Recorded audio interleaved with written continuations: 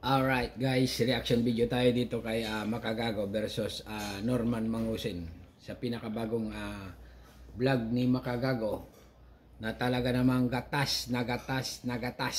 Okay? Ang inaabot ni Mangusin dito. Alright, eto na mga kaibigan. Umpisa na natin. So what's up sa mga kahombre ko dyan? Makagago, what's up na naman nga pala to. At syempre mga kahombre ko, alam nyo na, today is the day kung saan finally atin na matutunghayan the biggest paawana sa social media. At ito mga kahombre ko ay matapos niyang maging demonyo. Putang ina mo, pukin ng nanay mo, kaputa-putahan ng ina mo, putang ina mo, puta asawa mo, putang ina mo, makabaho, puta nanay mo, kaputa-putahan ng ina mo, puta asawa mo, putang ina mo. Kung sino-sino ang dinadamay, tapos huwag kakalimutan, twice a day daw siyang magla-live para mura-murahin ako. Araw-araw, 2 beses. Isa sa hapon, isa sa madaling araw. Ipapahiya ko yan. Pero ipinangako ko kasi na 2 beses isang araw, magla-live ako para lang murahin siya. Pukin ng ina niyang makagago siya. Kaya nag-live ako. At kung ano-anong nilabas na personal information sa sasakyan ko through an LTO personnel na nawalan na ng trabaho ngayon dahil sa kailegalan na ginawa nila. Siyempre, binatak natin ng konti. Plate number lang nakita ko pa. Tawag-tawag muna. Bla bla bla bla bla bla. Okay boss, eto na po buong detalye. Bigla daw bumaet. Nako, do you believe in this? Damige, sinungaling. 6 na kotse daw kakasya sa garahe niyang bago. Baka 6 na di-remote control na kotse. Ulaong naman, ina-activate mo na naman ang sarili mong mundo. Damige, pahiyang-pahiya na. Ang taong may patong na kasong hinaharap ngayon. Patong na supina, mga kahombre ko. Ang sarap gumising araw-araw. Kaya naman, instead na siya ay ma-stress, lumipat na lang ng bahay.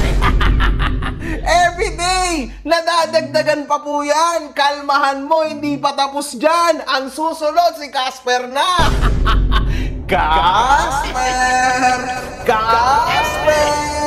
Fuck you. Akala mo, palalagpasin ko yon, no? Ikaw kasi nagsimula sa kasuhan na yan. Bibigyan kita ngayon ng magandang laban. Norman, gusgusin, palakpakan sa ulo, ang putang inang yan. Ibang klase mga kaibigan si Makagago Ibang klase. Okay, continue lang. Sa mga hindi nakasubaybay, meron na po tayong 25 videos mga kahombre ko ukol kay Norman gusgusin. At syempre, alam nyo na kung ano susunod dito. At ayon sa mga kupal na tolongges na mga tao sa internet, ito daw po ay gatas!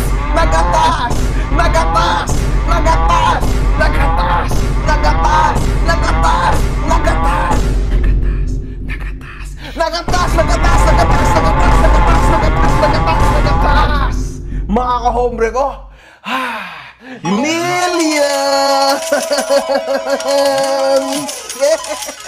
Kayo ang mga tunay na demonyo! Sa last video, ay nagkaroon tayo ng isang panayam kasama ang dating naging staff ni Norman gusgusin noong humanitarian days nito. At grabe mga kahombre ko, napakarami po nating nalaman through our friend, our newly friend na si Mr. The Kings. I-follow niyo siya, dito siya ha. Nang makasama ni gusgusin sa hapagkainan si former First Lady, Madam Imelda Marcos, nagawa nitong ikwento na kababata niya ang film producer na si Mr. Bossing Neil Arce, mga kahombre ko Kung kasi sa agreement, pag sinabi yung pangalan mo, talagang lang yan. Eto pa, kita. May pangyayari ngayon. May event. Merong event ngayon. Ikakasal si Angel Locsin, saka si Neil Arce. Si Neil Arce, kababata. Best friend ko talaga. Kasi si Mama, yung 3-4 ng puhunan ng Arce Daily, sa mami ko. So, kasosyo ko sa RC Dairy. So, kung bata ako si Neil. Kaya, best friend ko na kasosyo ko sa dairy, sa RC Dairy. Sila yung 65%, si Mama 35.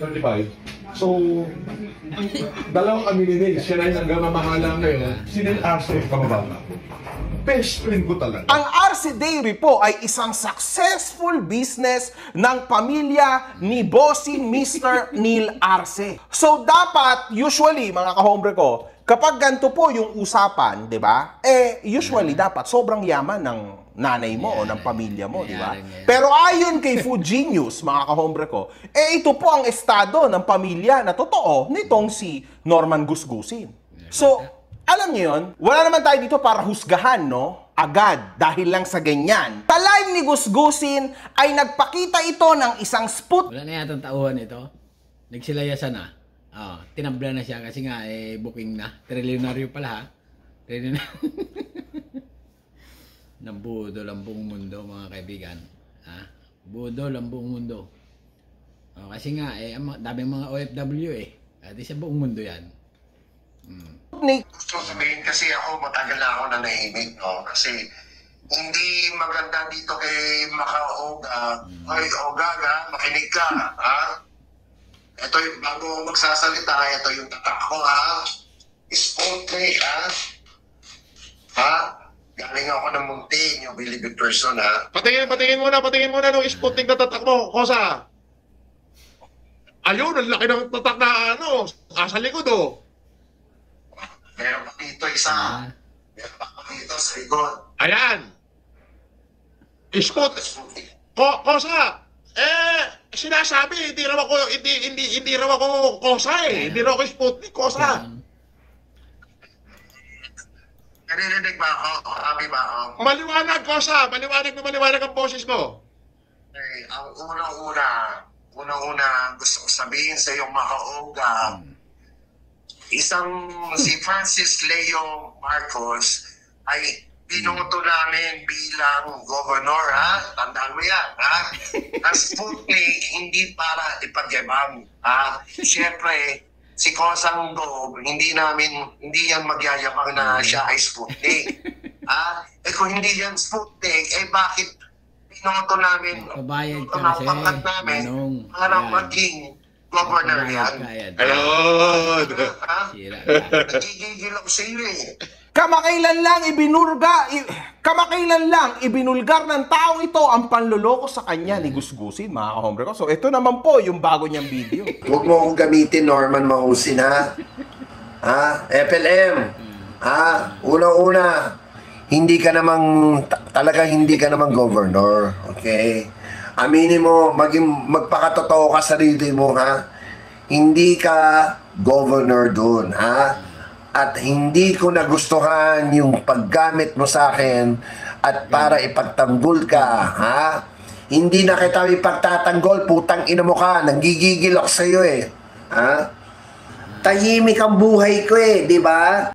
At tatang ang puso mo at baka atakihin, punta sa puwet. Alright?